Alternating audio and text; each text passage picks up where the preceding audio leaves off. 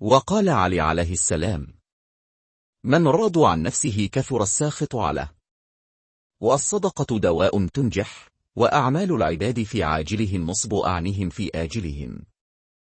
जो अपने नफस से राजी रहता है इससे नाराज होने वाले ज्यादा होती हैं, और सदका फ़ायदा मंद दवा है, और बंदे जो इस दुनिया में अमाल करते हैं वही आखिरत में उनकी निगाहों के सामने होंगे।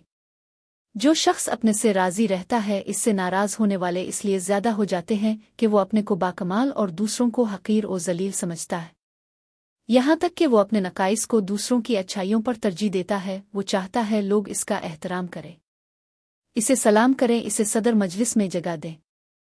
इसे इल्म अखलाक में अजब और खुद बीनी कहते हैं। ये एक मर्ज है जिसका सर चश्मा जहल और नादानी है, और उसका मुआलजा इल्म और मारिफत है। इसे हदीस में गुनाह से भी ज्यादा कबीह अमल करार आ गया है। चुनांचे रसूल खुदा फरमाते हैं कि अगर तुम गुनाह ना भी करो तो मैं डरता हूँ तुम्हारे लिए इससे बड़ी चीज से, और वो अजब और खुद बीनी है।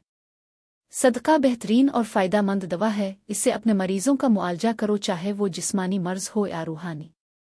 एक रवायत में तो सदका को बहुत कामयाब दवा कहा गया है कि सदका बिला को दूर करता है, और ये बहुत कामयाब दवा है। रिवायतों में उसके अलावा सदक़े के बहुत से फ़ायदे जिक्र हुए हैं, जैसे कि आतिश जहन्नम से सपर वधल है और ये नुज़ूल रिस्क है। ये बात भी अर्ज कर दूं के बाद शारहीन हज अल बलागा ने लिखा है, हर बख्शिश को सदका नहीं कहते बल्कि जिसमें कस्त कुर्बत हो, चाहे वो वाजिब हो जैसे ज़कात, आ मुस्तहब हो जैसे इन्फाक फ़ी सबील अल्लाह की राह में खर्च करना।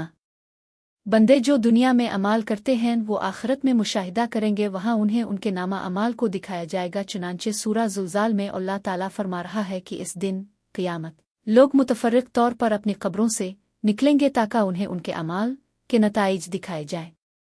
जिसने ज़र्रा बराबर भी नेकी की है वो इस की जज़ा को देखेगा, और जिसने ज़र्रा बराबर भी बदी की है वो भी उसकी सज़ा को देखेगा। बाज़ शारहीन ने लिखा है कि इमाम ने यहाँ पर किस्म अमाल की तरफ इशारा फरमाया है, यानी महशर में हमारे अमाल जिस्म की सूरत इख्तियार कर जाएंगे।